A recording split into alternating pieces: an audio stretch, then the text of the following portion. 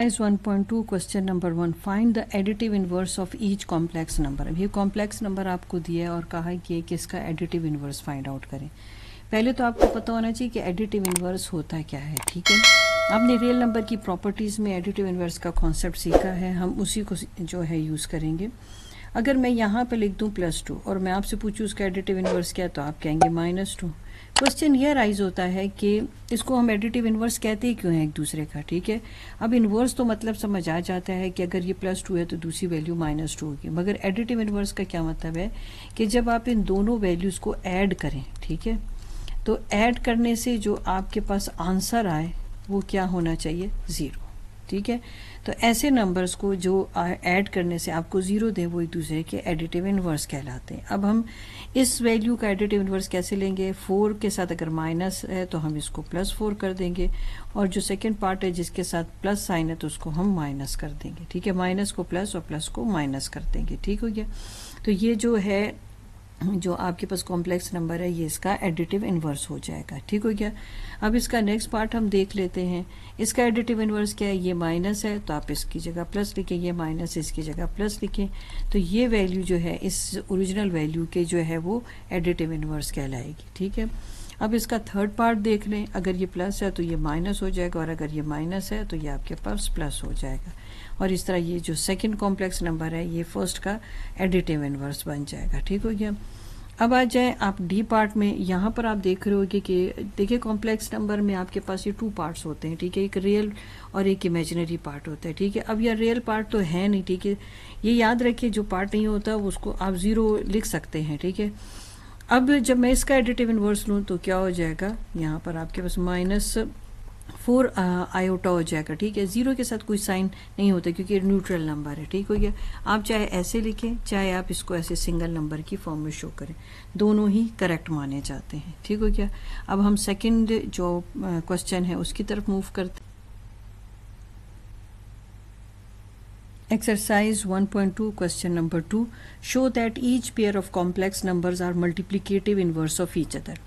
अब पहले आपको मल्टीप्लिकेटिव इन्वर्स का मतलब पता होना चाहिए। अब कौन से नंबर एक दूसरे के मल्टीप्लिकेटिव इन्वर्स कहलाएंगे।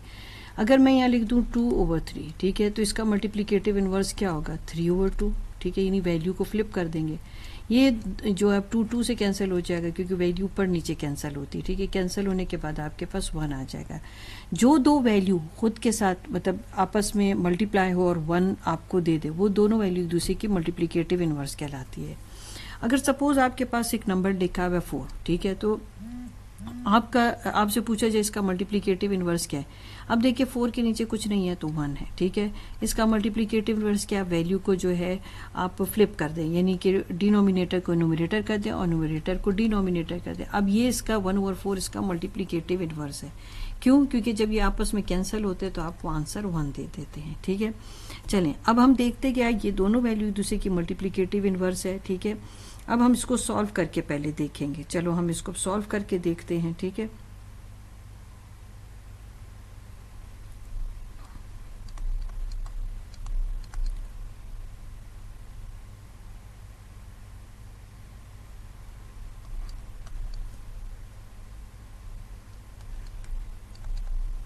अब हमने क्या किया, इन दोनों को मल्टीप्लाई किया। ठीक है,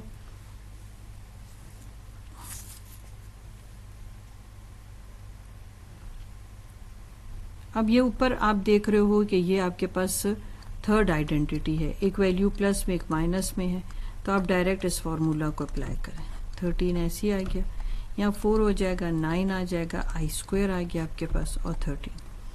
अब आपके पास 4 आ गया, यहाँ आयोटा की वैल्यू आप सब्स्टिट्यूट करें, -1 है, और ये आपके पास 13 आ गया। ये आपके पास 9 और 4, ये आपके पास 13 आ जाता है। ठीक है, चाहे आप इसको ऐसे लिखें चाहे आप इसको ऐसे करके लिखें, मतलब एक ही है। ठीक है, ये दोनों कैंसिल होके आपको 1 दे देते हैं, इसका मतलब है कि ये वैल्यू एक दूसरे की मल्टीप्लिकेटिव इन्वर्स है। अब आप इसको आंसर करेंगे। ठीक है, आंसर करने का तरीका क्या होता है वो मैं आपको यहाँ वर्ड्स में लिख दूँ। ठीक है, अब इसकी आंसरिंग आप कैसे करोगे, आप इसको आंसर यू करेंगे कि yes 2 + 3 iota and 2 minus 3 iota, 2 minus 3 divided by 13 iota r multiplicative inverse of each other। आप इस तरह से आंसरिंग करेंगे, ठीक है ना। तो जो भी आपके पास एक्सप्रेशन दिया है आप इन्हें मल्टीप्लाई करें। अगर आंसर 1 आ गया, क्योंकि हमें पता है जो वैल्यू एक दूसरे की मल्टीप्लिकेटिव इन्वर्स होती है उनको मल्टीप्लाई करने से आंसर 1 आता है, ठीक है। अगर आंसर 1 आ गया तो वो वैल्यू एक दूसरे के मल्टीप्लिकेटिव इन्वर्स होंगे, ठीक है। अब हम नेक्स्ट क्वेश्चन 2 का बी पार्ट देख लेते हैं। क्या ये दोनों वैल्यूज़ एक दूसरे के मल्टीप्लिकेटिव इन्वर्स है? रूल वही सेम रहेगा, हम इन दोनों को मल्टीप्लाई करेंगे। अगर आंसर हमारे पास 1 आ जाता है तो वो वैल्यू एक दूसरे के मल्टीप्लिकेटिव इन्वर्स है, ठीक है। चलो हम मल्टीप्लाई कर लेते हैं। बहुत अच्छे से वैल्यू हमारे पास आई है। देखिए वो कैसे कि आपके पास थर्ड आइडेंटिटी है, आप फॉर्मूला अप्लाई करें, ठीक है। ये 5 की प्लेस है और ये 4 आयोटा की प्लेस है और ये 41। 5 टाइम 25 आ गए, 4 टाइम 16 और आयोटा स्क्वायर आ गया, आपके पास 41 हो गया। अब आप क्या करें कि आई स्क्वायर की वैल्यू आप यहाँ लिखें, ठीक हो गया। ये 41 हो, तो ये आ गया 25 माइनस माइनस प्लस 16 और आपके पास हो गया 41। आप इनको ऐड कर दें तो आपके पास क्या आ जाता है, 41 आ जाता है, डिवाइडेड बाय 41। आप कैंसिल करें तो 1 आ गया। तो इसका मतलब है कि फिर आप आंसरिंग कैसे करेंगे? आप आंसरिंग ऐसे करेंगे, हेंस 5 माइनस 4 आयोटा और plus 5 plus 4 iota over 41 and are multiplicative inverse of each other, ठीक हो गया। अब नेक्स्ट पार्ट इसका देखते हैं। इसको भी मल्टीप्लाई करके देख लेते हैं कि ये एक दूसरे के मल्टीप्लिकेटिव इनवर्स हैं कि नहीं है। अब अभी तक तो आपके पास वैल्यू ऐसी आ रही थी कि आप इजीली फॉर्मूला अप्लाई कर सकते थे, मगर अब नहीं है वैल्यू ऐसी, तो अब आप स्प्लिट अप रिपीट करेंगे, ठीक है। इसको आप स्प्लिट अप करें और इसको आप रिपीट कर दें, ठीक हो गया। जब भी दो एक्सप्रेशन मल्टीप्लाई हो रहे हो तो आप ऐसे कर सकते हैं, इससे आपके लिए क्वेश्चन इजी हो जाता है। वैसे एक फॉर्मूला भी है जो इस पर अप्लाई होता है, मगर ये आपके लिए ज़्यादा इजी हो जाता है। अब 6 को 3 से मल्टीप्लाई किया तो आपके पास 18 आ गया। 6 को 4 से मल्टीप्लाई किया तो 24 आयोटा आ गया। 8 को 3 से आपने मल्टीप्लाई किया तो 24 आयोटा आ गया, प्लस इंटू माइनस माइनस हो गया। और 8 को 4 से मल्टीप्लाई किया तो 32 और आयोटा स्क्वायर। यहाँ पर 50 ही रहा आपके पास, यहाँ 50 ही रहा।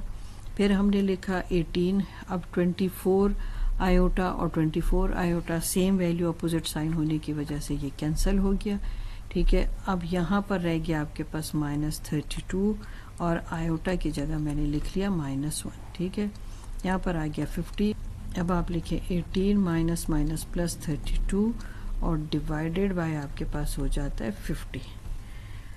अब इन दोनों को ऐड करें, देखें क्या नंबर आता है, तो 50 ही आ गया। 50 डिवाइडेड बाय 50 कैंसिल हो गया तो 1 आ गया। अब आंसर आप कैसे करोगे कि hence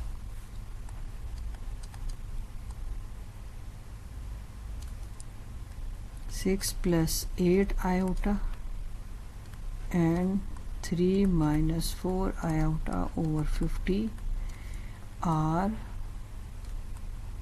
multiplicative inverse of each other, ठीक हो गया। अब हम इसके बाद नेक्स्ट क्वेश्चन नंबर 3 स्टार्ट करते हैं।